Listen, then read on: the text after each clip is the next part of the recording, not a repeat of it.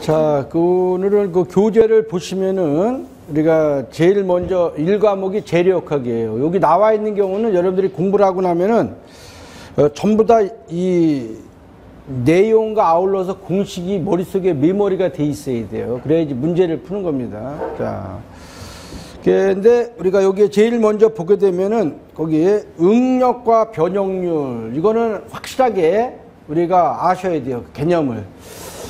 재료역학은 우리가 본래 스트레스, 응력하게 되면 영어로 스트레스라고 하는데, 응력으로 시작해서 응력으로 끝난다라고 하는 그러한 우리가 말이 있습니다. 다시 말해서 응력이라고 하는 것은 너무나 중요하다는 거죠. 그래서 응력을 확실하게 알아야 된다. 자, 그러면은 먼저 응력을 알기 위해서는 우리가 이 재료역학에서 지금 여기서는 지금 공식적인 위주로 썸머리가 되어 있는데, 중요한 게 뭐냐 하면 여러분들이 공학상 용어로서 하중이라는 거 들어봤어요? 하중. 자, 하중을 먼저 알아야 돼요.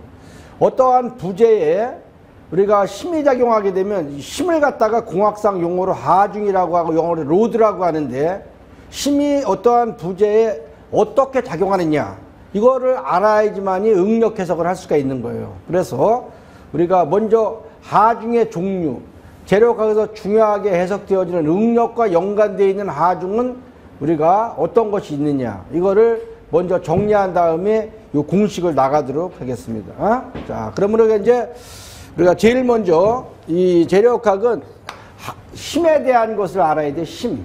자, 그래서 우리가 하중이라고 하는 용어가 있습니다. 하중. 하중이 뭐냐, 이걸 알아야 돼요, 여러분들이. 자, 그래서 하중이라고 하는 것은 영어로다 우리가 로드라고 하는데,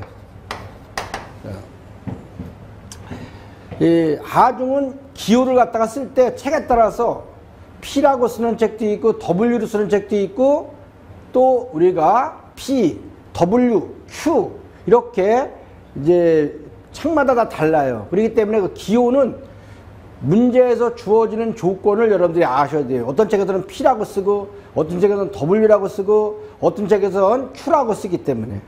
자, 그래서 우리가 여기서는 우리가 W 또는 P 또는 Q 이렇게 써요, 하중을. 그리고 대문자로 쓴다, 대문자. 그러면 하중이라고 하는 경우는 기계라든가 구조물 등의 각 부재에 외부로부터 작용하는 힘을 하중이라고 얘기를 하는 거예요, 하중. 자, 그래서 여러분들이 처음 저기 하게 되면 이 하중도 종류가 여러 개 있어요. 근데 객관식 문제로 나오는 경우가 있고 주관식 문제로 나올 때가 다르기 때문에 객관식 문제로 나오는 경우에서만 이렇게 외워주시면 돼요. 제가 표시를 할 때 해줄 테니까. 자, 그래서 그러면 이제 이 여러분들이 재료역학을 나중에 딱 배우고 나게 되면 이러한 용어가 나오게 되면 벌써 머릿속에 하중이라고 하는 경우는 기계나 구조물 등의 외부로부터 작용하는 힘을 갖다가 총칭해서 하중, 영어로다 공학상 용어로다는 로드다.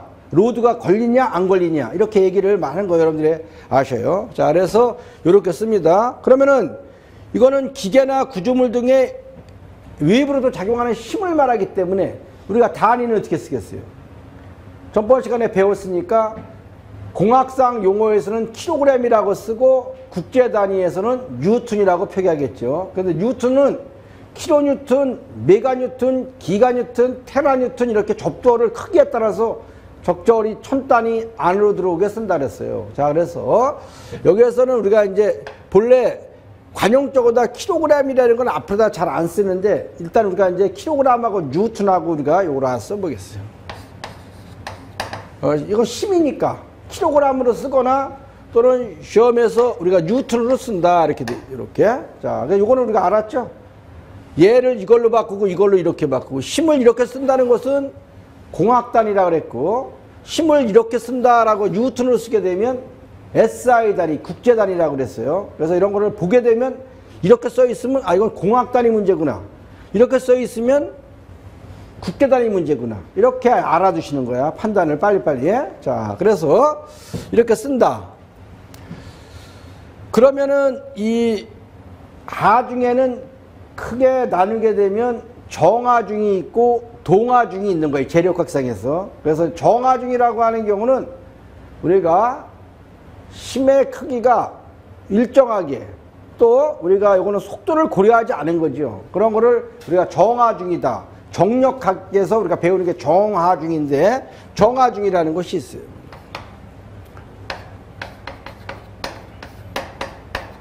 정하중이다.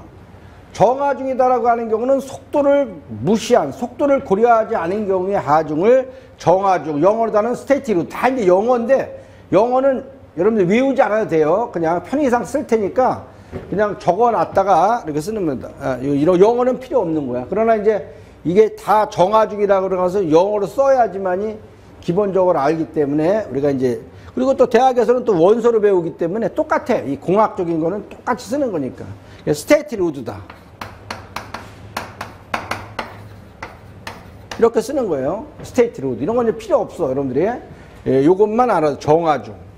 정하중이라고 하는 경우는 하중의 크기가 일정하게 작용되어지는 하중을 우리가 정하중이라고 그랬고 얘는 속도 변화를 무시한 경우의 하중을 말하는 거예요. 그래서 이 정하중 이렇게 정하중은 그러면 뭐냐? 우리가 요거는 재료의 무게. 정하중을 다른 말로 다 쓰게 되면 또 요거를 주근하중이다. 그래서 사하중이다. 이렇게 용어를 쓰게 돼요. 사하중.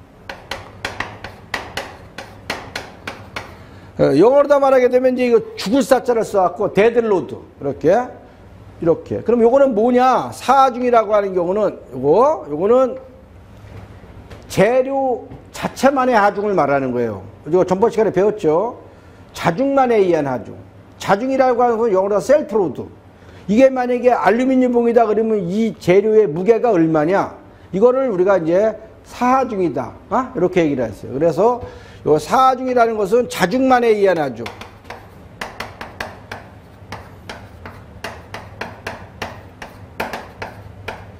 자중만에 의한 하중이다. 이거 자중.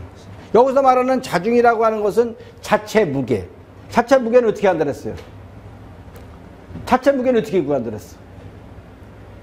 비중량이라는 것은 단위 지역당 무게라고 배웠죠.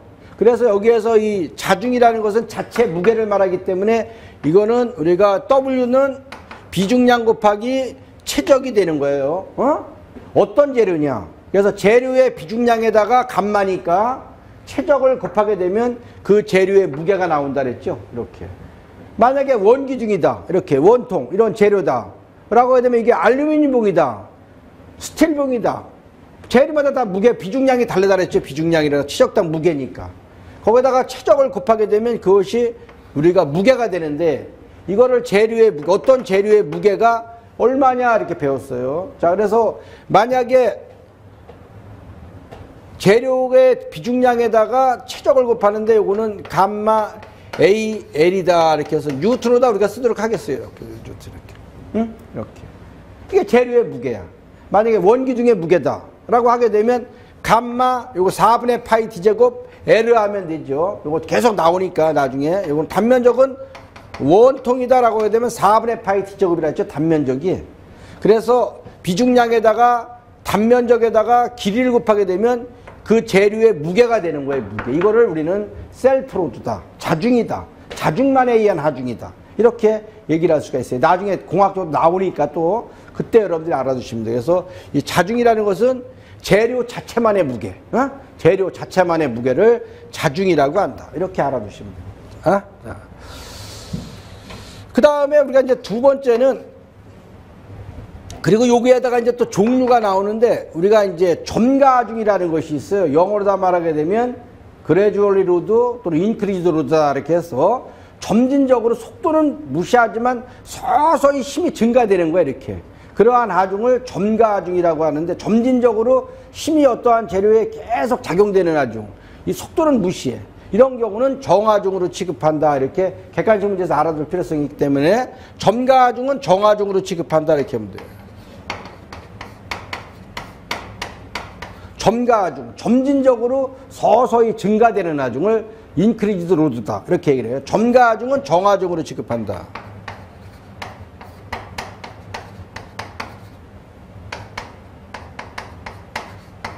이렇게 알아두시면 돼요. 용어를 좀 알아두면 돼요. 천천히. 자, 점진적으로 서서히 증가되는 하중은 우리가 어떠한 재료에 서서히 증가되는 하중은 정화중으로 취급한다. 이렇게 정화중으로 취급한다.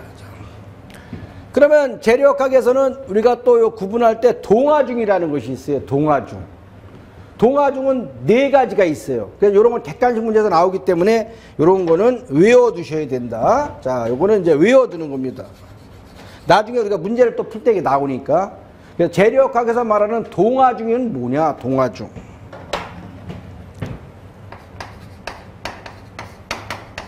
동화중. 동화중이라고 하는 것은 영어로 말하게 되면 다이내믹 로드다. 다이내믹 로드. 그래서 동화중이라고 하는 경우는 우리가 영어로 하는 다이내믹 로드인데, 다이내믹 로드 이건 필요 없고 다이내믹 로드다 이렇게 돼요. 다이내믹 로드를 동화중이다. 자, 동화중에는 몇 가지가 있냐 하면 재료학에서 말하는 동화중에는 우리가 네 가지가 있습니다. 이걸 외워야 돼요. 네 가지를. 자, 그럼 제일 먼저 여러분들이 보게 되면은 가장 기본적인 것이 반복하중이야. 반복하중. 반복하중은 한쪽 방향이 하나예요. 같은 크기의 힘이 계속해서 때려주는 거를 반복, 리피티드 로드. 그래서 이걸 반복하중이다. 이렇게.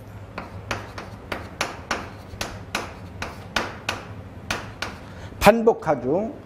이거는 하중의 크기가 같은 것이 한쪽 방향이 하나야. 한쪽 방향으로 계속 때려주는 거를 반복하중이다. 이렇게. 이거는 중요한 게 뭐야? 힘의 크기가 일정한 것이 한쪽 방향으로다가 계속 때려주는 거를 작용되는 것을 반복하중이라는 것이 반복하중. 자, 두 번째는 이것도 이제 시험에서 많이 나오는데 교번하중이라는 거 있어요. 들어봤어요? 교번하중 공부를 하신 분들은. 교번하중. 교번하중이라고 하는 경우는 인장력과 압축력. 인장하게 되면 잡아다닌다는 뜻이고, 압축하게 되면 재료를 갖다 수축되게 줄어들게 하는 하중이 압축하중이에요. 인장이라는 건 잡아다니면서 늘어나게 하는 하중이 인장하중이야. 이건 조금 이따 또 배우게 되는데, 그래서 이거 교번하중. 교번하중은 이건 반복하중은 하중의 크기와 같은 것이 한쪽 방향으로다만 계속 작용되는 것을 반복하중이라는 것이고, 교번하중이라는 것은 얘는 방향이 두 개예요. 얘는 방향이 두 개. 다시 말하면 압축력과 인장력, 우리가 보통 왕복동식 압축기에서 보게 되면 압축, 인장, 압축, 인장 이렇게. 그래서 압축력과 인장력이 상호 거듭되는 하중을 우리는 교번하중이라고 그래요. 그래서 얘는 방향이 두 개다. 왜? 교번하중은 인장력과 압축력이 상호 거듭되는 하중을 우리는 교번하중이다. 이렇게 해서 이거 알아두시고, 영어로 하는 우리가 이제 올터네이티브 로드 이렇게 되는 거예요. 자, 세 번째는 이런 거 계속해서 나오니까 이제 또 앞으로다가 우리가 임펄시브 로드 또는 임팩트 로드. 그래서 요거는 충격 하중이 작용하게 되면 재료가 위험한 거예요. 임팩트 로드, 충격 하중이 있습니다. 충격 하중. 충격 하중이 뭐냐? 충격 하중이라고 하는 경우는 아주 짧은 시간에, 아주 순간적으로, 아주 짧은 시간에 급격히 작용되는 하중을 충격 하중이라고 해요. 짧은 시간에 순간적으로 급격히 작용되는 하중을 충격 하중이라고 한다. 이러한 경우는 보통 벽에다가 못을 박을 때 임팩트, 짧은 시간에 망치가 못을 때릴 때 작용되는 하중, 못을 박을 때 우리가 작용되는 하중이 우리가 충격 하중이라고 볼 수가 있어요. 짧은 시간에 순간적으로 급격히 작용되는 하중을 충격 하중이라고 한다. 이렇게. 충격 하중이 작용하게 되면 위험하게 되겠죠. 위험하다. 이렇게. 순간적으로 급격히 작용되는 하중. 자, 네 번째는 이동하중이라는 것이 있어요. 이동하중. 이동하중. 요 네 가지를 우리가 말하는 거야. 동화중이라는 것은. 시험에서 다음에서 동화중이 아닌 것은 어느 것이냐? 그러면 쉽게 골랄 수 있겠죠. 요거 네 가지를 잘 알아둔다. 요거 재력학에서 말하는 동화중은 네 가지를 말하는 거다. 반복하중, 교번하중, 충격하중, 이동하중. 여기서 이동하중은 뭐냐 하게 되면 영어로 다는 무빙 로드 또는 트래블링 로드 이렇게 얘기를 하는데, 이러한 경우는 여러분들이 이제 레일, 기차가 이동하는 레일 위의 기차의 이동, 이런 것이 이동하중이에요. 레일 위의 기차의 이동. 또는 우마.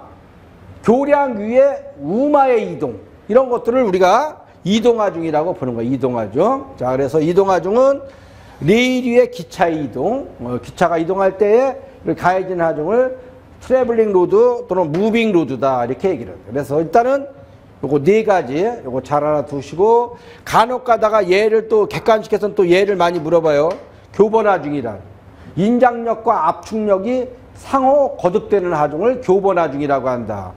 얘와 얘의 차이점은 얘는 방향이 두 개라는 것이고, 인장 압축 이렇게 때려주는 거기 때문에 왕복동식 압축기에 작용되어진 하중이 교번하중이에요. 이렇게.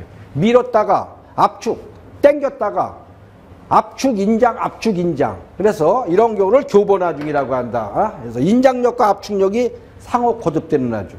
이러한 거를 말한다. 그래서 요거는 잘 기억을 여러분들이 해보시면 돼요. 이렇게. 그래서 전부 다 객관식은 외우는 거야. 말로 된 것들은. 크게 어려운 게 없습니다. 여러분이 전공을 안 했기 때문에 그러는데, 뭐 전공을 한 사람들 마찬가지야. 공부 안 하면은 잘 모르는데 일단 용어를 여러분 자꾸만 읽어가시면서 하다 보면, 반복적으로 하다 보면 자기도 모르게 이게 문제를 읽었을 때 거의 답이 다 보이는 거예요. 이렇게 거의 보면. 그래서 기초가 중요하기 때문에 이렇게 알아두십니다. 자. 그러면은 이제 응력을 해석하려면은 또 힘에 대한 걸 잘 알아둬야 돼요. 그래서 우리가 힘에 대한 거를 한번 정리를 하는데, 여러 가지가 또 힘을 분류할 수 있는데, 힘의 성질에 따라서 어떠한 재료의 힘이 어떻게 작용되냐, 압축력으로 작용되냐, 인장력으로 작용되냐, 축 같은 경우는 또 비틀림을 받기 때문에 비틀림에 의해 작용되냐, 뭐 보 같은 경우는 또 수직하중에 가서 휘어지게 하는 하중, 굽힘하중, 여러 가지가 있어요. 그래서 몇 가지가 있냐 하게 되면 6가지를 생각해. 6가지. 힘의 성질에 따른 분류. 그거를 알아야지만이 응력을 정확히 해석을 할 수가 있는 거예요. 만약에 인장하중이 작용한다 그러면 인장력이 작용되는 거야. 압축하중이 작용한다, 압축응력이 작용해요. 가위로 자르는 것과 같이 전달하중이 작용한다 그러면 전달응력이 작용되는 거야. 그래서 중요한 거는 거기 보게 되면 그 책에도 보면 인장응력, 압축응력, 전달응력 나오죠. 그 세 가지가 아주 중요한 거란 말이에요. 이렇게. 그래서 그거는 뭐냐, 얘를 알아야 돼. 힘의 성질에 따른 걸 알아야지 어떠한 재료에 어떤 응력이 작용되는지. 재료학은 응력으로 시작해서 응력으로 끝난다라고 했기 때문에 응력 해석을 하려면 힘의 성질을 잘 알아둬야 돼요. 자, 그래서 여기 보겠습니다.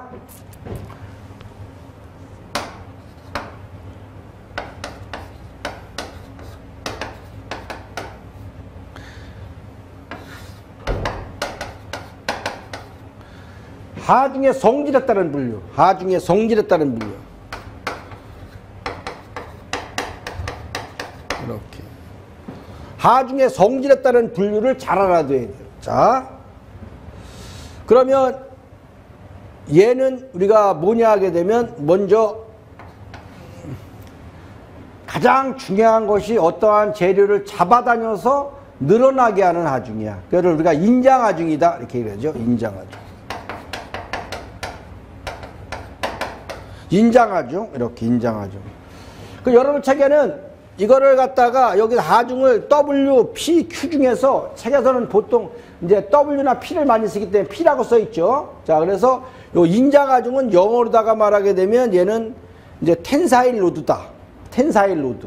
다시 말하면 재료를 잡아다녀서 늘어나게 하는 하중이 인장하중이다. 그래서 얘를 P라고 우리가 쓰는데 영어로다가 여기다가 텐사일에서 이렇게 하점자를 쓰기도 해요.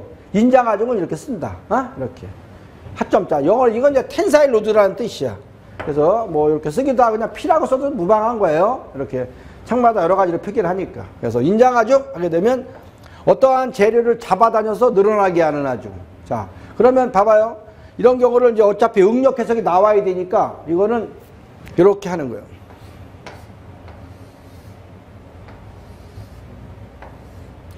자, 이러한 재료가 있으면은 센터, 축선 방향으로다가 힘이 작용하는 거예요. 이렇게. 자, 이렇게 해서 이 화살표는 힘의 방향을 말하기 때문에 이게 이렇게 되는 거죠. 이렇게. 잡아다닌다 이런 뜻이야. 알았어요? 그래서 이걸 이렇게 쓰기도. 이게 인장하중이야. 인장하중은 이렇게 재료를 잡아다녀서 늘어나게 하는 하중이 인장하중이다. 이렇게 되죠. 자, 그럼 얘가 그 반대로다가 화살표가 반대로 되어 있으면 뭐가 되겠어요? 압축하중이 되는 거예요. 압축하중. 알았어요? 자, 그러면 두 번째는 무슨 하중이 있냐? 압축하중이 있는 거야. 압축하중. 압축하중은 얘는 뭐냐? 컴프레시브 로드에서 PC로 다 표기를 해요. 이렇게. 어? PC. 이렇게. 영어로 다 영어이기 때문에 컴프레시브 로드. 그래서 PC로 다 이렇게 쓰고. 그러면 인장은 뭐야? 잡아다녀서 늘어나게 하는 거기 때문에 얘를 갖다가 늘어나니까. 이런 경우를 우리가 파지티브 로드다 그래서 이거를 정하중이다, 플러스 하중이다 이렇게 얘기를 하는 책도 있어요. 자, 그리고 얘는 뭐냐? 이걸 얘가 플러스면 인장이 플러스 하중이면 얘는 뭐야? 줄어드니까. 압축은 뭐야? 줄어든다는 뜻으로서 얘는 부하중이다, 마이너스 하중이다 이렇게 쓰기도 해요. 마이너스는 수축을 의미하는 거야. 압축을 의미하는 거다. 압축. 이렇게 플러스는 인장, 늘어나는 것을 의미한다. 이렇게 이해를 하고 있으면 돼요. 이런 것은. 자, 그럼 얘는 어떻게 되겠어요? 그림으로 그리면. 이거하고 반대를 그려줄 수 있겠지? 자, 어떠한 재료가 이렇게 있습니다. 천천히 해. 천천히. 자, 이러한 재료가 있어요. 이러한 재료가 있으면은 얘는 우리가 어떻게 된다? 이거고. 얘는 심해봐. 잡아다니는 거고. 얘는 수축되게 해갖고 재료를 줄어들게 하는 거기 때문에 이거는 압축하중은 이렇게 화살표로 이렇게 하는 거예요. 힘이 눌러준다 이런 뜻이야. 알았어요? 그래서 요거랑 경우는 컴프레시브 로드 이렇게. 이게 압축하중을 이렇게 쓰는 거야. 이런 경우 요 C자나 T자 이런 걸 안 써도 인장하중이다, 압축하중이다 이런 걸 아셔야 돼요. 알았어요? 자, 세 번째는 아주 중요한 게 또 뭐가 있냐? 세 번째는 우리가 전단하중이라는 것이 있습니다. 자, 전단하중 중요한 거예요. 전단하중이다. 전단하중. 전단하중이라고 하는 경우는 여기에서 얘는 뭐야? 시어로드. 가위로 자르다 이런 의미가 있어요. 그래서 얘는 우리가 단면에 대해서 이제 평행하게 작용되어지는 가위로 자르는 것 같이 작용되어지기 때문에 이러한 경우는 어떻게 표기를 하냐 하게 되면 이렇게 돼 있어요. 이렇게 돼 있으면은 가위로 자르는 것 같은 하중이기 때문에 이거는 단면을 갖다 잘라지는 단면을 이렇게 표기하게 되면은 가위로 자르는 거야. 그럼 어떻게 자르겠어요? 이렇게 해서 이거는 시어로드 이렇게 되는 거죠. 이렇게.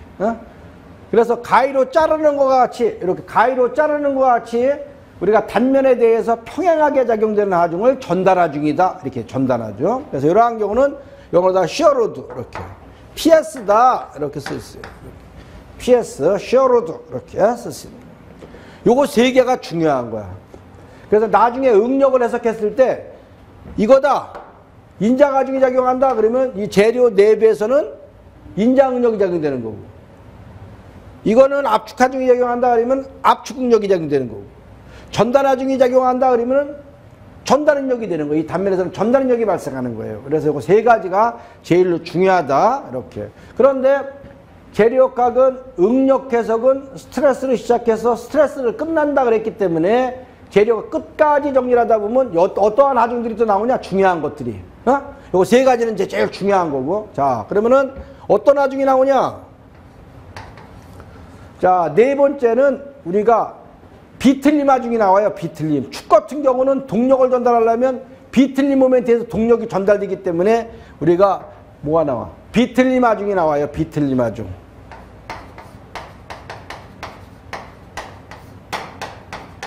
비틀림 하중이 나온다. 비틀림 하중은 뭐냐? 축을 비틀어서 파괴시키려는 하중을 말하는 거예요. 비틀어서 파괴시키려는 하중. 알았어요? 그래서 이러한 경우는 나중에 또 뒤에서 배우니까 비틀림 하중은 뭐가냐? 축을 비틀어서 파괴시키려는 하중. 그래서 이러한 경우는 어디서 중요하다 하는 것만 알면 돼. 어디서 중요하겠어요? 비틀림 하중은 축에서 중요시 되는 거예요. 축에서. 알았어요? 그 정도로 알아두시면 돼. 나중에 또 설명을 하니까. 어디서 중요하다? 축 같은 경우를 비틀어서 파괴시키는 하중이 우리가 비틀림 하중이야. 그래서 요거는 샤프트. 경우를 비틀어서 파괴시키는 하중이 우리가 비틀림 하중이다. 이렇게 돼요. 자, 다섯 번째는 재력학에서 가장 중요하게 되면 뭔지는 모르지만 보라고 얘기를 해요. 보가 제일로 중요한 거야. 재력학에서는 보를 해석하는 거를. 그러면 보에서는 어떤 하중이 작용하냐? 구핍 하중이 작용해요. 구핍 하중. 그래서 여기서 구핍 하중,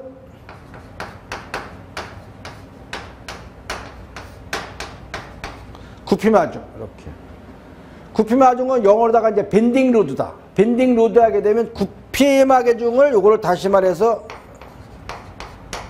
쉼하중이다. 이렇게 쉼하중 이렇게 되는 거예요. 그래서 얘는 어디서 중요하다?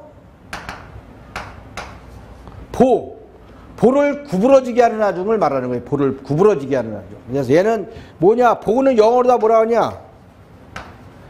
빔이라고 그래요. 빔. 보를 빔이라고 한다. 빔. 영어로다 빔. 이렇게. 축은 샤프트. 보는 빔. 이렇게. 그래서 보를 휘어지게 하는 하중이 구핍 하중이에요. 그럼 간단하게 보를 한번 그려보겠어요. 자, 그러면 보라고 하는 경우는 뭐냐? 뒤에서 또 배우겠지만은 지점 위에 수평의 막대가 놓여 있을 때 수직하중, 구핍하중을 받는 경우를 보라구정이라는 거야. 그래서 이제 이렇게 이거 지점이에요. 이렇게 막대기 이렇게 돼 있어요. 이렇게. 그러면은 여기에 힘이 가해지는 거야. 이렇게. 힘이 가해지게 되면 어떻게 되겠어요? 이 보가 휘어져요. 휘어져. 알았어요? 그래서 요거를 이렇게 처짐이 생긴다. 휘어진 데가 휘어져. 힘을 제거하면 어떻게 되겠어요? 얘는 다시 원래 위치로 돌아오는 거야. 힘을 없애면. 알았어요? 힘이 작용하게 되면 얘가 이렇게 휘어진다. 이렇게 보는 거야. 어? 이렇게. 알았어요? 그래서 이러한 거를 여러분들 알으셔야 돼요. 이게 뭐냐? 볼을 휘어지게 한다. 그래서 얘를 구피마중이다, 휘마중이다. 이렇게 되는 거야. 알았어요? 이렇게. 자, 요거. 그 다음에 이제 마지막으로 우리가 재력과 끄트머리에 가게 되면 기둥이 나와요. 기둥. 기둥 같은 경우에서 작용되는 하중이 좌구라중이라는 거야. 좌구라중. 그래서 거기까지 6가지를 잘 알면은 이건 다 응력과 관계에 있는 힘들이기 때문에 이런 걸 잘 알아둬야 된다. 어떻게 재료에 어떤 힘이 작용하느냐 따라서 발생한 응력이 6가지가 있는 거예요. 6가지. 자, 6번째는 무슨 하중이 있다? 임계하중이다. 좌구라중이라는 것이 있는 거예요. 좌구라중. 들어봤으면 좌구라중. 좌구라중. 좌굴이라고 하는 경우는 긴 기둥. 단면적에 비해서 길이가 길다라는 경우는 가로 방향에다 배란간에 확 휘어지는 거야. 그래서 그러한 거를 가로 방향으로 휘어지게 하는 하중이 좌구라중이다. 이거 나중에 재료가 끄트머리에서 배우는 거예요. 좌구라중은 영어로다가는 버클링 로드. 그래서 얘를 PB다. 이렇게 씁니다. PB. 이렇게. 얘는 그냥 이거 축을 비틀어서 파괴시키는 하중이니까 어떻게 되겠어요? 이런 경우는 그냥 우리가 뭐 토션, 비틀림, 토크 이렇게 되는데 이런 경우는 그냥 이렇게 플러스 TOR 이렇게 써봐요. TOR. 토션 로드. 이렇게. 비틀림. 예? 자.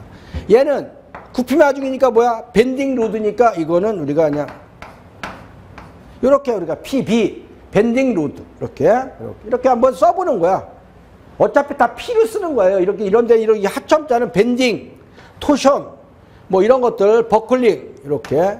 이거는 우리가 이제 쉬어, 가위로 자르다, 이러한 의미로서 붙여준 건데, 어차피 이거는 책마다 다 달리기 때문에, P라고 쓰든지, W로 쓰든지, Q로 쓰든지, 책마다 다 다르다. 이렇게. 이제 그 정도 응용력은 있어야 되겠죠. 이렇게 쓰는 겁니다. 자. 좌구라중이라는 것은 어디서 중요해? 재력학 맨 마지막에 보게 되면 장주, 긴 기둥이 나와요. 긴 기둥. 거기에서 중요시 되는 거예요. 이게 또 여기서 나중에 이거 꼭 시험에 또 나와요. 좌구라중에 대한 거는 한 문제. 기둥에서 꼭 재력학에서 20문제가 보통 시험에서 나오는데 여러분들은 이제 5문제가 나오기 때문에 그 정확히 요번에 그 여러 코레일 그 시험 보니까는 보에 대한 문제가 한 2문제 나왔나? 그리고 그 내가 다 분석을 해놨는데 그거 나중에 풀어볼 때 일반적으로다가 국가고시는 20문제 정도 나와요. 기사시험도 20문제 재료학. 근데 여러분들이 코레일 시험은 재료학 5문제, 연력학 5문제, 유체학학 5문제, 기계설계 5문제, 기계재료 5문제. 이러니까 25문제 정도에서 나오는 거예요. 그러니까는 더 압축시켜서 나오겠죠. 그렇기 때문에 기초적인 거를 잘 여러분들이 용어, 그런 걸 확실하게 알아야 돼요. 그래서 자꾸만 써봐야 됩니다. 자. 좌그라정은 버클리 놓는데 얘는 어디서 중요시되는 거냐? 긴 기둥. 긴 기둥을 뭐라고 하냐면 한문으로 다는 장주라고 그래. 장주. 어? 장주. 긴 기둥을 다른 말로 뭐라 한다? 장주, 장주. 어? 긴 기둥. 어? 긴 기둥을 장주다. 이렇게 장주, 긴 기둥을 한문으로 다는 장주라고 그러는 거죠. 한문으로 다는 장주라고 쓰고, 긴 기둥은 영어로 다는 롱칼럼이라고 쓰는 거예요. 롱칼럼. 이렇게. 자, 그래서 좌그라중. 좌그라중은 긴 기둥. 기둥에서 중요시되는 아중이다. 이렇게 돼. 기둥에서 중요시된다. 이렇게. 자, 그러면 이 6가지를 항상 머릿속에 잘 기억해야 돼요. 이렇게. 자, 그러면 봐봐요. 이 6가지는 뭐와 관계가 있는 거냐? 응력과 관계가 있는 거예요. 응력과. 자, 여러분들이 한번 보신다. 얘는 무슨 아중? 인자가중이 작용하면 무슨 응력이 작용해? 인장응력. 그 머릿속에 생각을 해야 돼. 알았어요? 얘는 무슨 응력이 작용하겠어요? 압축응력. 알았어요? 얘는 무슨 응력? 첨단응력. 이게 작용되는 거야. 이런 힘이 작용하게 되면. 알았어요? 단면적으로 나누게 되면 압력과 똑같이. 자, 얘는 무슨 응력? 비틀림 응력. 비틀림 응력. 알았어요? 얘는 무슨 응력? 굽힘 응력. 굽힘 응력. 어? 이런 거 무척 중요한 거야. 이거 나중에 얘하고 이런 것들은 어디 가서 이거 이런 것들은 이제 종합적으로 중요한 거고, 앞에서 심플 스트레스, 단순한 응력은 요거 3가지가 중요한 거고, 인장하중, 압축하중, 전단하중. 공식도 그거 중요한 거야. 얘는 축에서 중요시되는 건데 얘는 비틀림 응력이 작용한다. 얘는 뭐냐? 굽힘 응력이 작용한다. 이러한 힘이 작용하면 뭐냐? 좌굴 응력이 작용한다. 이렇게 해서 응력과 관계 있는 게 6가지예요. 알았어요? 6가지. 이거를 머릿속에 잘 기억해서 어떠한 재료에 어떤 힘이 작용하느냐, 어떻게 작용되느냐에 따라서 인장하중이 작용하게 되면 인장응력, 압축하중이 작용하면 압축응력, 전단응력, 비틀림응력, 굽힘응력, 좌굴응력. 6가지를 알면 재료까지 끝나는 거예요. 알았어요? 그만큼 응력 해석이 중요하다 그랬죠? 스트레스를 시작해서 스트레스로 끝나는 거야. 어? 이렇게. 알았어요? 요거. 자. 좌굴아중이 작용하면 좌굴응력이 작용되는 좌굴응력. 다 응력과 관계 있는 힘들을 여러분들이 공부를 했습니다. 그래서 일단 이거 나중에 공부하지만 장주라고 하는 경우는 이런 게 장주야. 이렇게. 이 단면에 비해서, 이 단면적에 비해서 길이가 길다란 거. 이런 걸 장주라고 그래, 장주. 단면에 비해서 길이가 길다란 기둥을 장주라고 하는데, 이러한 경우 이러한 힘이 작용했다. 여러분들 봐봐요. 이거. 자, 좌굴아중이 작용했다. 그럼 좌굴아중은 어떤 아중과 비슷해요? 자, 압축아중과 비슷하겠죠? 압축아중과. 어? 그런데 얘가 어떻게 되냐? 좌굴아중을 받게 되면 탄성안도내에서 얘가 압축아중을 받는 것이 아니라 얘가 배란간에 이렇게 된다는 거야. 이렇게. 가로 방향으로다가 얘가 휘어지는 거야. 이렇게. 알았어요? 이렇게. 이런 아중을 뭐라 그래? 기둥이 배란간에 좌굴, 탄성안도내에서 확 휘어져 버리는 거야. 이런 경우를 좌굴아중이라고 얘기를 해요. 좌굴아중. 이렇게. 자, 일단은 이렇게 우리가 잘 기억을 하십니다. 자, 그러면 이제 여기까지 하고 우리가 이제 뭐 전번 시간에 배웠지만 라미의 정리를 하고, 라미의 정리도 어떠한 구조물에 어떤 힘이 작용하느냐 이거를 계산하는 거를 가장 빨리 계산하는 것이 라미의 정리라 해서 그거를 여러분들이 알아두시면 됩니다. 자, 그래서 이렇게 정리를 해봅니다. 이거 잘 기억을 하세요. 이제 이게 계속해서 나오니까. 자, 그러면 여러분들 여기까지 하고 우리가 그 책을 보면서 정리를 하겠어요. 그리고 문제를 이렇게 중간중간에 요거 3가지에 대한 거는 같이 풀어보면서 이렇게 나갈 테니까 그렇게 알아두시면 된다.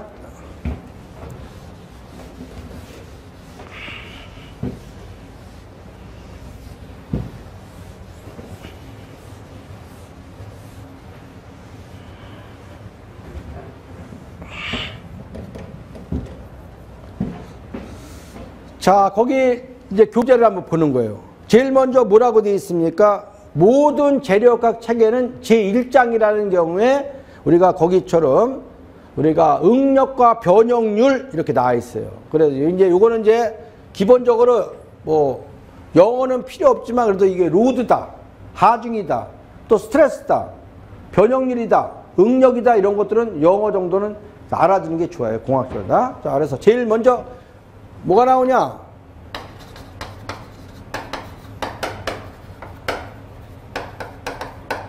응력과 변형률 이렇게 하게 되면 여러분들이 여기 봐봐 이거 여기서는 지금 세 가지만 지금 단축 응력으로서 단순 심플 스트레스로서 인장 응력, 압축 응력, 전달 응력 요거 세 가지만 배우지만 뒤에서 비틀림 응력, 굽힘 응력, 좌글 응력 이런 것도 계속 나오기 때문에 응력이 뭐냐라는 걸 우선 정확히 알아야 돼요. 그 다음에 변형률이 뭐냐 하는 걸 정확히 알아야 돼. 우리가 또 변형률도 보게 되면 힘이 어떻게 작용해야 돼서 인장 변형률, 압축 변형률, 직경 변형률, 뭐 전단 변형률, 뭐 여러 가지 추적 변형률, 변형률도 많아. 그렇기 때문에 우리가 요거를 해석을 할 때 응력하게 되면은 영어로다가는 스트레스라고 그래, 스트레스. 어? 그리고 변형률 하게 되면은 스트레인 이렇게. 그래서 요거를 이제 영어로다가 써본다. 요 정도는 알아둬야 돼요.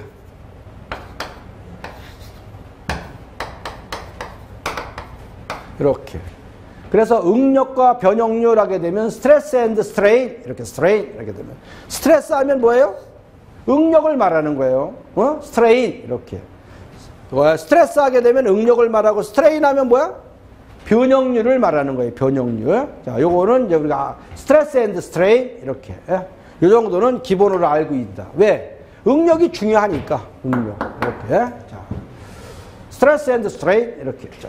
그 다음에 여기서 보게 되면 여러분들이 재력학이라는 과목은 뭐라 그랬어요? 기계나 구조물 등의 부재, 각각에 대한 그 재료의 힘이 어떻게 작용되느냐? 이거를 공부하는데 역학에서 제일 중요한 게 재료역학은 뭐냐 하게 되면 우리가 공학적으로다가 탄성이라는 거하고 소성이라는 거에 대한 개념을 정확히 여러분들이 알아둬야 돼. 어? 그러면 재료역학은 탄성역학이야. 탄성역학. 알았어요? 자, 그러면 여기서 본다. 자, 이런 건 여러분들이 머릿속에 딱 주지하고 있어야지. 탄성. 자, 탄성이 뭐예요? 탄성이. 탄성이 뭐라 그랬어요? 탄성이. 이런 용어를 정확히 알아야 돼. 탄성이라는 용어는 공학적으로 무척 중요하고 재료역학은 이 탄성역학 개념이나 마찬가지로 탄성한도 범위 내에서 해석을 하는 거야. 탄성한도를 벗어났다. 그러면 재료역학은 이미 그 재료는 파괴됐다고 보는 거기 때문에. 어? 이 탄성이라는 용어 뭐라 했어요? 탄성이 뭐라 했어요? 탄성. 네? 그렇지. 그 정도는 알고 있으면 돼요. 이 재료역학은 탄성역학인데 탄성이라고 하는 경우는 어떠한 재료에 힘을 가하면 변형이 생기고 변형이 생겨요. 힘을 제거하면 원위치로 돌아오는 거. 원위치. 알았어요? 그러니까 이러한 경우 요거를 탄성이라고 하는 거야. 재료에 어떠한 힘이 작용하게 되면 반드시 변형이 생겨요. 변형이 생기고 힘을 제거하면 원위치로 돌아오는 것을 탄성이라고 하는 거예요. 탄성. 재료역학은 탄성한도 내에서만 해석을 하는 거예요. 그러나 여러분들이 탄성체 하게 되면 스프링을 생각할 수 있죠. 스프링 같은 경우 볼펜 속에 들어있는 스프링도 압축하자고 이렇게 가하게 되면은 이렇게 줄어들죠. 힘을 제거하면 원래 위치로 돌아가죠. 이거 그 정도 범위 내에서 하는 거야. 그런데 만약에 스프링이 어떠한 힘을 가했는데 무리하게 확 힘이 가해지게 되면 확 잡아다녀 버리게 되면 탄성한도를 벗어나서 잡아다니게 되면 힘을 제거했을 때 어때? 늘어난 상태로 그대로 있죠. 이건 이미 파괴됐다고 보는 거야. 그리고 그러한 영구 변형이 생기는 거는 탄성한도를 벗어나서의 변형을 우리는 소성이라고 그러는 거예요. 소성. 알았어요? 그래서 탄성의 반대가 뭐야? 탄성의 반대가 뭐야? 소성이야. 소성. 소성은 영어로다가 우리가 플라스틱이라고 하는 거고 얘는 일레스틱시티 이렇게. 그래서 얘는 힘을 가하면 변형이 생기고 힘을 제거하면 어떠한 힘이 작든지 크든지 탄성 한도 내에서 해석하는 것이 재력학이에요. 알았어요? 자, 소성은 뭐야? 소성은 어떠한 재료에 힘을 가했을 때 탄성 한도를 벗어나서 그 이상의 힘을 가하게 되면 힘을 제거하더라도 원위치로 안 돌아오죠? 영구 변형이 생기죠? 영구 변형. 그거를 소성이라고 하면 돼요. 소성. 알았어요? 이렇게. 그래서 탄성과 소성은 서로 대비되는데 재력학은 뭐야? 무조건 탄성 한도 내에서만 해석을 하는 거야. 알았어요? 탄성 한도 내에서. 이거를 항상 머릿속에 기억을 해야 돼. 재력학은. 이거를 벗어나면은 그 재료는 이미 파괴됐다고 보는 거기 때문에 모든 재료는 인자 가중이 작용한다? 늘어나요. 힘을 제거한다? 원위치로 돌아와. 압축 가중을 가한다? 줄어들겠지. 힘을 제거하면 원위치로 돌아오는 거야. 아까 보를 그렸었죠? 보? 보도 구피 가중이 작용하니까 휘어졌지. 힘을 제거하면 다시 원위치로 딱 오뚜기처럼 돌아오는 거예요. 이렇게. 이게 우리가 탄성이라고 하는 거예요. 탄성. 힘을 가하면 변형이 생기고 힘을 제거하면 원위치로 돌아오는 거. 이거를 항상 머릿속에 생각을 해야 돼. 알았어요? 재력학은. 자. 그러면 여기에서 이거 응력과 변형률, 스트레스 앤드 스트레인 이렇게 이걸 잘 해석을 하는 겁니다. 자, 그러면 응력이 뭐냐? 여러 가지가 있지만 응력 해석을 할 때 응력을 정확히 알아야 돼요. 자, 그러면은 먼저 응력이라고 하는 경우는 어떻게 해석을 해요? 응력.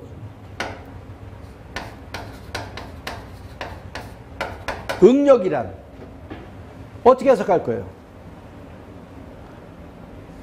이 개념을 정확히 알아야 돼, 재력학은. 왜?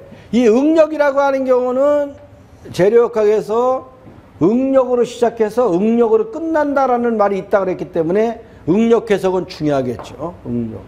그 응력이 뭐예요? 응력은 단위가 뭐라 했어요, 그럼? 단위. 전번 시간에 배웠는데. 네? 응력 단위가 뭐야? 배웠죠, 전번 시간에. 공학적으로 내가 머릿속에 공학 단위와 SI 단위를 병행해서 여러분들이 알아둬야지 전천후 문제를 풀 수가 있는 거예요. 알았어요? 자, 그러면 응력에 대한 단위는 응력이랑 그랬는데 단위 면적당 인터널 포스 내력의 크기. 그렇기 때문에 이러한 경우는 단위 면적당 내력의 크기 이렇게. 면적은 길이의 제곱이니까. 이렇게 쓰면 무슨 단위라 했어요? 이것만 봐도 무슨 단위야? 항상 생각을 해. 공학 단위. 알았어요? 공학 단위를 다른 말로 뭐라 그래? 중력 단위. 어? 중력 단위.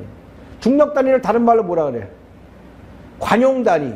우리가 관용적으로 쓰는 거야. 알았어요? 이렇게. 자, 그러면 이 힘을 갖다 뭐라고 써요? 국제단위에서는 뉴턴을 쓴다 그랬지? 뉴턴, 킬로뉴턴, 메가뉴턴 쓴다 그랬죠? 그렇기 때문에 기본 단위는 뉴턴. SI 단위는 MKS 절대 단위를 해석한 거기 때문에 국제 단위는 길이 단위는 무조건 미터를 쓰는 거야. 미터. 알았어요? 그래서 면적이라는 것은 가로 곱하기 세로 길이의 제곱 메타의 제곱 이거 쓰는 거야. 알았어요? 메타의 제곱. 그러면 뉴턴 퍼 메타의 제곱. 얘를 뭐라고 써요? 얘를 뭐라 그랬어? 파스칼이라 했지. 파스칼. 어? 파스칼. 얘가 뭐예요? 이거는 같은 거죠. 이렇게. 응력 단위를 이렇게 쓰는 거야. 파스칼. 알았죠? 파스칼. 그래서 이러한 경우는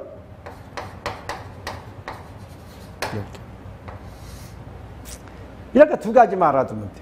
면적당 작용하는. 그러면 응력이란 이렇게. 뭐야 얘는? 요거 잘 알아야 돼요. 자, 응력이란. 자, 그러면은 여기에서 응력이란 했는데 여기에서 기본적인 단위는 단면적분에 어떠한 힘이 우리가 작용하게 되면 야 봐봐요. 요거 하나만 보겠어요. 야, 이걸 항상 생각해야 되니까. 자.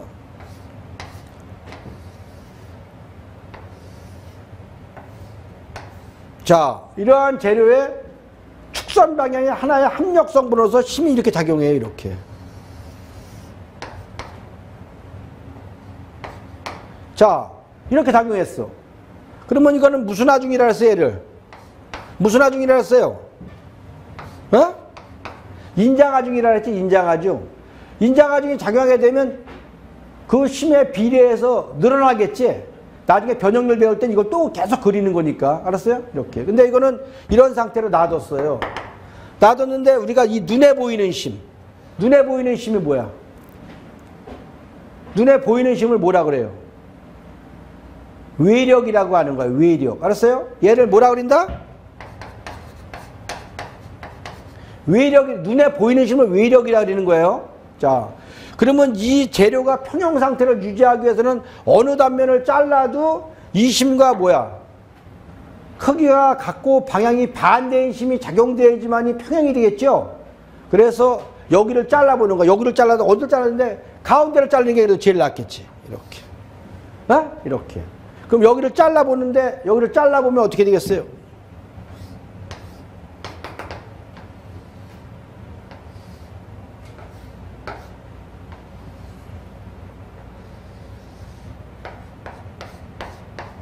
이렇게 되는 거예요. 이렇게. 그러면은 이거하고 여기를 잘랐을 때 평형이 되기 위해서는 이게 단면적이에요. 단면적 A. 이렇게. 4분의 파이 T자승. 어? 단면적. 그러면 이 심과 크기가 같고 방향이 반대인 심. 이 심이 작용되는 거야. 이 심. 알았어요? 평형이 되기 위해서는. 뭔 말인지 알지? 이건 눈에 보여 안 보여? 안 보이죠? 재료 내부에 있는 이거 재료. 이 심과 크게 갖고 방향이 반대인 저항력이나 마찬가지니까. 반력이나 마찬가지야. 저항력. 알았어요? 얘를 갖다가 우리가 뭐라 그러냐? 보이지 않는 힘. 인터널 폴스. 내력이라는 응력 해석을 정확히 교수들도 잘 몰라요. 이걸. 알았어요? 정확하게는 이거를 내력이라고 하는 거야. 내력. 내력. 내력이 영어로 하면 인터널 폴스야. 인터널 폴스. 알았어요? 내력 인터널 폴스. 얘를 뭐라 그래?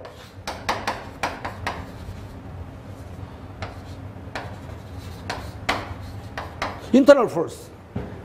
내력의 크기. 알았어요? 이거. 그래서 얘는 이걸 편의상 PT 다시다 이렇게 써봐요. PT 다시다 이렇게. 어? 이거. 그러면 응력이라고 하는 경우는 우리가 이거는 눈에 안 보이죠? 그러나 우리가 이제 응력 해석하게 돼. 응력이랑 그리면 어떤 책에 보게 되면 단위 면적당 작용하는 힘 이렇게 나와 있단 말이에요. 알았어요? 자.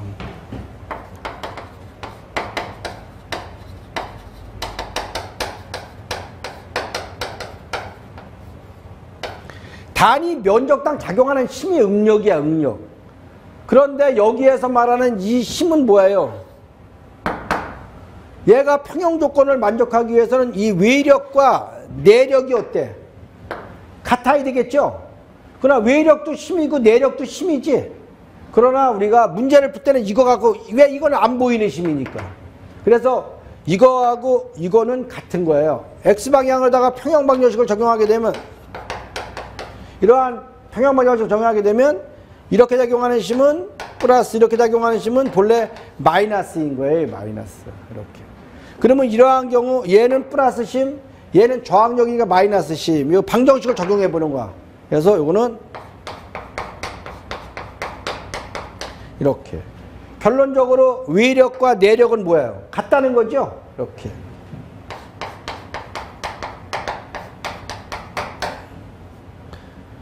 외력과 내력은 같은 거야. 이렇게. 알았어요? 그래서 문제를 풀 때는 얘가 보이지 않기 때문에 여기서 만약에 얘가 1000뉴턴이다 500뉴턴이다 그러면 이거 갖고 문제 푸는 거야. 알았어요? 그래서 이것도 외력이나 내력이나 다 똑같은 힘이기 때문에 여기 이렇게 돼 있는데 정확하게 말할 때 여기에서의 힘은 뭐예요? 내력의 크기를 말하는 거야. 이렇게 내력의 크기. 알았어요? 그래서 응력은 단위를 보게 되면 응력은 그림 뭐야 얘는 이거를 다시 쓰게 되면 단면적분의 단위 면적, 단면적분의 인터널 폴스, 내력의 크기를 응력이라고 하는 거예요. 응력. 정확하게. 알았어요? 이거 외력이 아니에요. 응력이야. 그러나 내력과 외력은 어때 이거는? 내력과 외력은 어때요? 같지요. 같다. 그렇기 때문에 그냥 힘이다 이렇게 정의하지만 정확하게는 저항력을 말하는 거야. 저항력. 응력은 알았어요? 어떠한 힘이 작용하게 되면 파괴되지 않으려고 이거 하는 거. 어? 이거를 저항력, 발력을 내력의 크기를 우리는 응력이라고 하는 거다. 이렇게 알아두셔야 돼요. 아시겠죠? 이렇게. 자. 그래서 응력에 대한 단위는 이렇게, 요렇게. 자. 파스칼을 쓰면 국제 단위. 면적당 작용하는 심하게 되면 이건 공학 단위. 그러면 얘를 이거 고치고 얘를 이걸로 고치는 거는 자유자재를 할 수 있죠. 어? 자유자재를 할 수 있다. 자, 하나만 간단하게 하고 잠깐 쉬었다 하겠습니다. 예를 들어서 응력이, 자, 응력이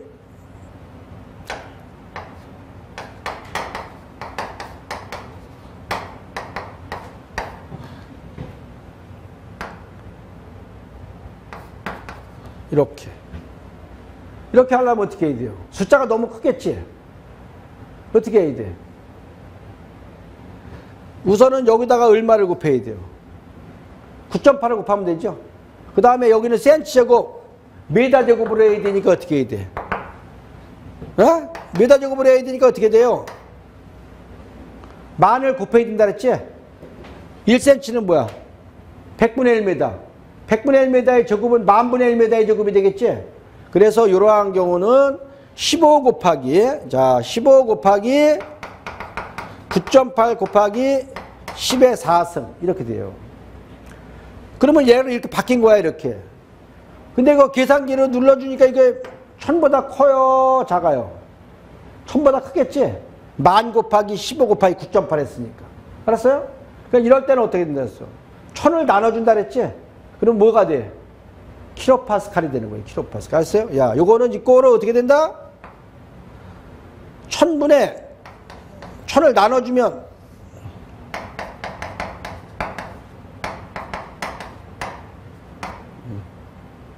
뭐가 된다?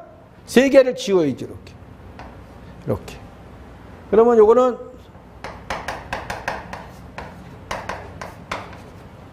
이렇게 되는 거예요. 알았어요?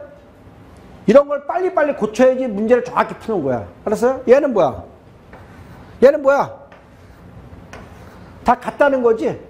그래서 단위를 문제를 풀 때 압력도 마찬가지지만 응력도 똑같은 거기 때문에 이렇게 단위를 이렇게 바꿀 줄 알아야 돼. 같은 얘기다. 알았어요? 이거. 천천히 적어놓고서 잠깐 쉬다가 하도록 하겠습니다. 그 단위를 잘 알아둔다. 이렇게. 잠깐 쉬었다 하겠습니다.